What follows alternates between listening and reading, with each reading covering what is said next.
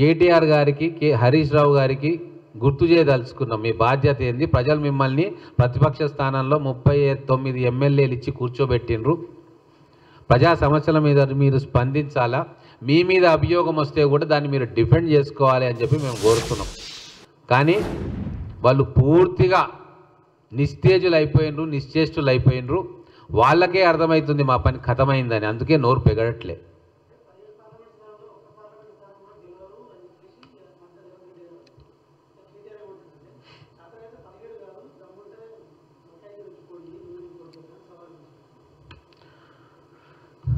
ఇప్పుడే చెప్తున్నాను కదా, ఉట్టికి ఎగరనమ్మ స్వర్గానికి ఎగిరిందట. నువ్వు ఇన్ఛార్జిగా ఉన్న కరీంనగర్ జిల్లాలో ఎన్ని స్థానాలు బీఆర్ఎస్ పార్టీ గెలుచుకుంది?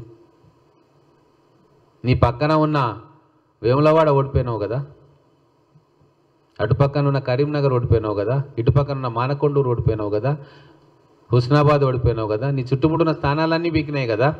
నువ్వు కేవలం నీ డబ్బు బలంతో, అధికార బలంతో ఇటువంటి ఫోన్ ట్యాపింగ్ వ్యవస్థ ఒకటి ఏర్పాటు చేసి బెదిరించి కదా నువ్వు ఓట్లు వేసుకున్నది.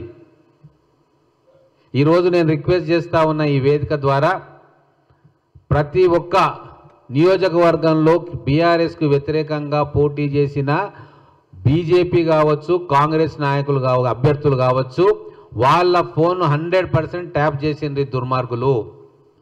సిరిసిల్లలో మహేందర్ రెడ్డి గారి ఫోన్ ట్యాప్ చేసిండ్రు, దుబ్బాకలో రఘునందన్ రావు గారి ఫోన్ ట్యాప్ చేసిండ్రు, వేములవాడలో ఆది శ్రీనివాస్ గారి ఫోన్ ట్యాప్ చేసిండ్రు. ఇట్లా ఎక్కడ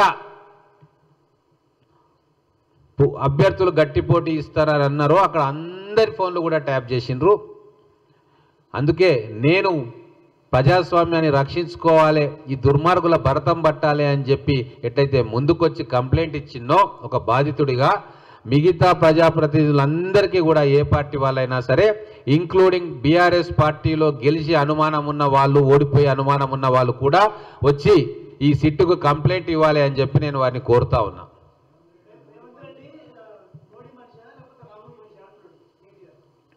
రేవంత్ రెడ్డి గారు తెలంగాణ ప్రజల కష్టాన్ని తీర్చడానికి వచ్చిన తెలంగాణ ప్రజల సొంత మనిషి. ఈ గడ్డ మీద పుట్టి ఎవరి అండ లేకుండా, ఎవరి కొడుకుగా కాకుండా, ఎవరి అల్లుడుగా కాకుండా సొంతంగా నిలిచి గెలబడి ప్రజల మనసును గెలుచుకున్న ప్రజానాయకుడు రేవంత్ రెడ్డి.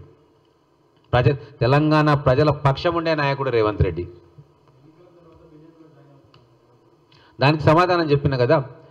పార్లమెంట్ ఎన్నికల తర్వాత కల్వకుంట్ల కుటుంబము పోయి తీహార్ జైల్లో ఉంటుంది.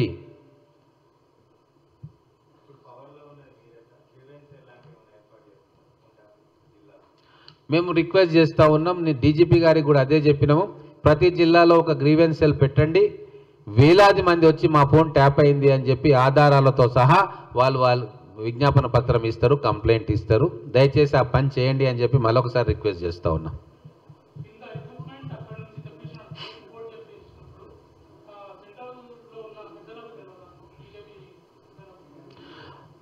అదే అంటున్నా నేను. ఇప్పుడు ఇంత చేస్తున్న విషయము సెంట్రల్లో కూడా కేంద్ర నిఘా సంస్థలు ఉంటే మరి వాళ్ళకి తెలియదా?